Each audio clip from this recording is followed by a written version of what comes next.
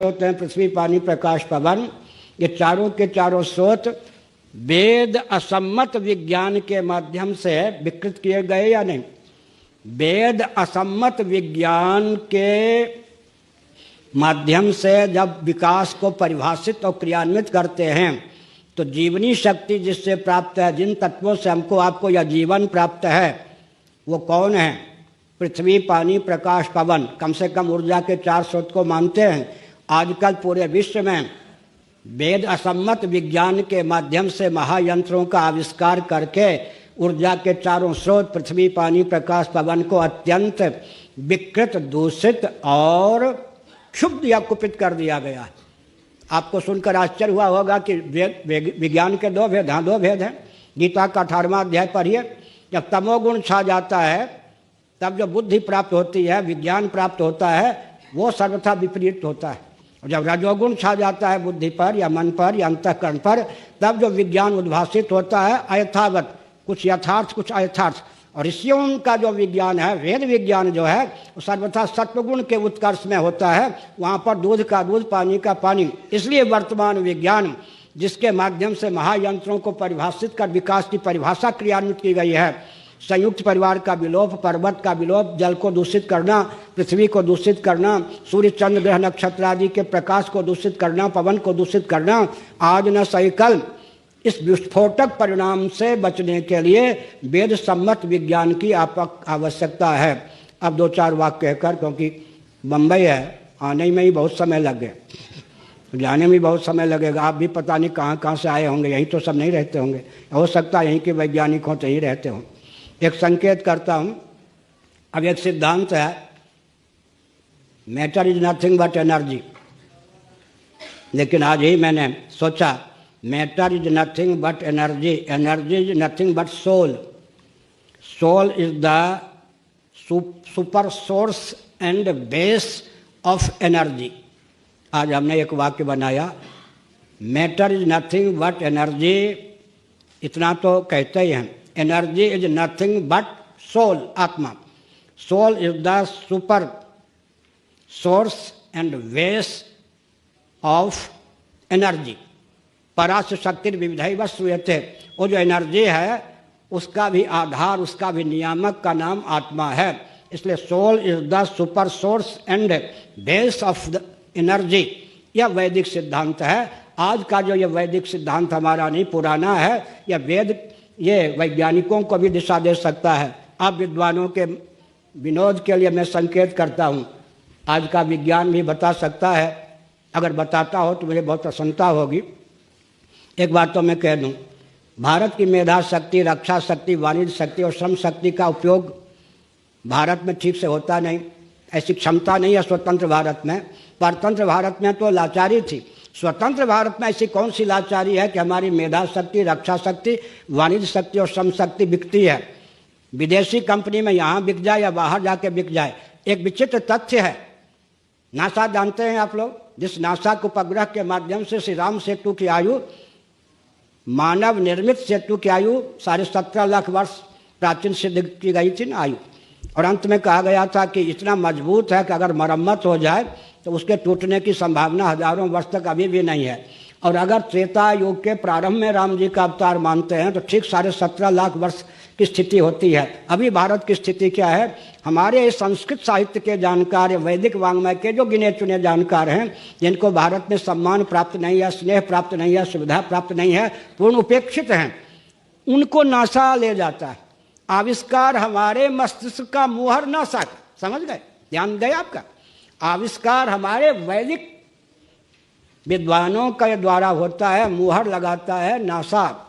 बड़ी विचित्र स्थिति है। भारत की अभी क्षमता ऐसी नहीं है कि अपनी मेधा शक्ति, रक्षा शक्ति, वाणिज्य शक्ति, श्रम शक्ति का ठीक ठीक उपयोग कर सके। आज हमने यह संकेत किया कि सचमुच में एनर्जी को आप जड़ कह सकते हैं, एनर्जी का जो नियामक है। और एनर्जी अंत में प्रलय की दशा में जिसमें जाकर के विलीन हो जाती है, जैसे बुद्धि गाढ़ी नींद में हम में जाकर विलीन हो जाती है, उसी प्रकार महाप्रलय की दशा में एनर्जी जिसमें लीन हो जाती है, वही वास्तव में सोल है, वही वास्तव में आत्मा है। तो soul is the super source and base of energy.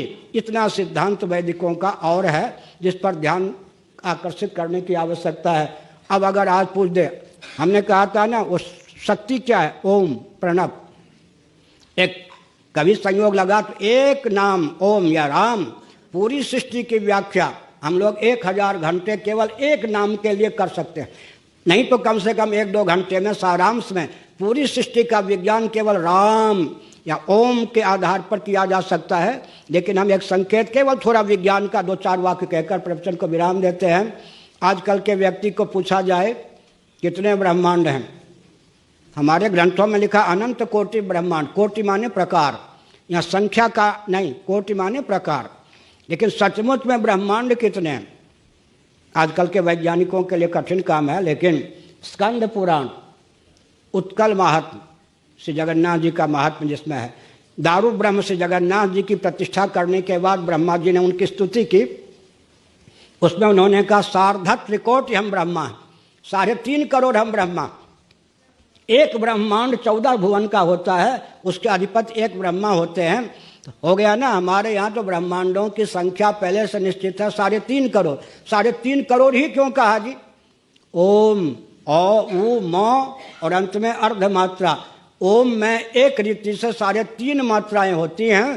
तो ओम के आधार पर पूरी सृष्टि की संरचना हुई है। हमारा एक ग्रंथ है, उसमें हमने लिखा है गायत्री मंत्र में 24 अक्षर होते हैं छंद की दृष्टि से, 24 अक्षर के आधार पर पूरी सृष्टि की रचना हुई है। 24 अक्षर तो बहुत होते हैं, 3.5 मात्राओं की 3.5 मात्राओं का सन्निवेश प्रणव में होता है, इसलिए 3.5 करोड़ ब्रह्मांड हैं, 3.5 करोड़ ब्रह्मा हैं। अच्छा जी, तीर्थ कितने हैं? 3.5 करोड़। मंत्र कितने हैं?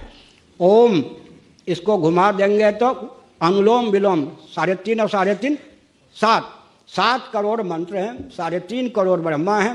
तो हमने एक संकेत किया, हमारे प्राचीन वैज्ञानिकों का हम नाम लेते हैं, क्यों जी? सेतु को बनाने वाले नल नील, इनको वैज्ञानिक नहीं कहेंगे क्या? कितना बड़े इंजीनियर थे।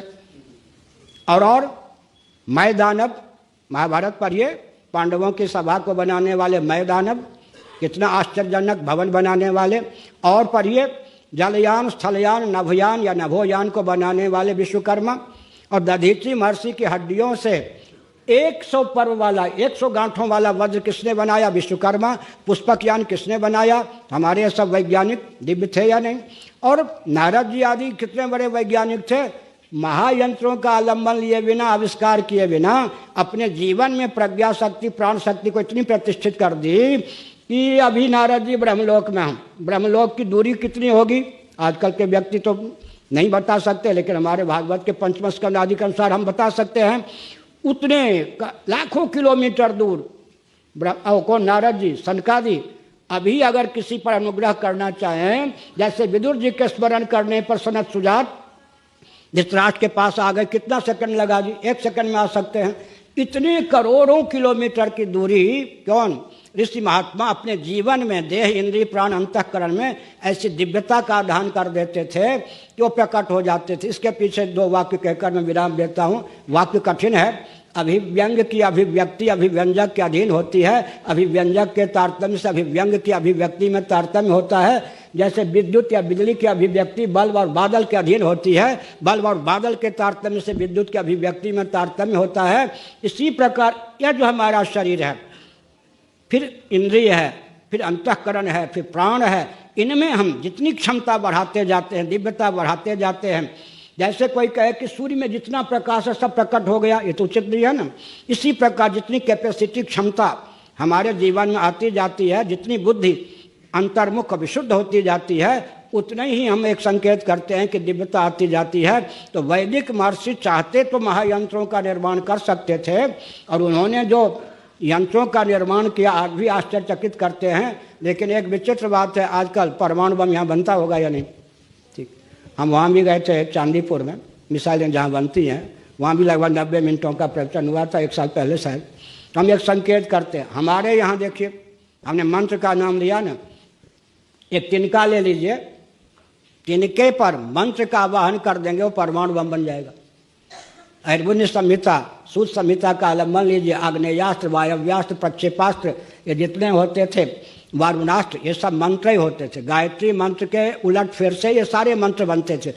ये सारे यंत्र में अस्त्र बन जाते थे। हमारे ऋषि मुनि एक तिनका के द्वारा भी, एक तिनके पर मंत्र का आवाहन कर दें तो तिनके में उतनी क्षमता हो जाती थी। अगर वो संकल्प करते कि एक देश समाप्त तो एक देश समाप्त हो जाता। इसलिए पाशुपतास्त्र, भगवान शिव भी प्रलय काल में जिस मंत्र का उपयोग करते हैं उसका नाम पाशुपतास्त्र है। हमारे ऋषियों ने मांत्रिक शब्द, मांत्रिक विज्ञान को अधिक विकसित किया ताकि रुपये से बचें, विस्फोट से भी बचें।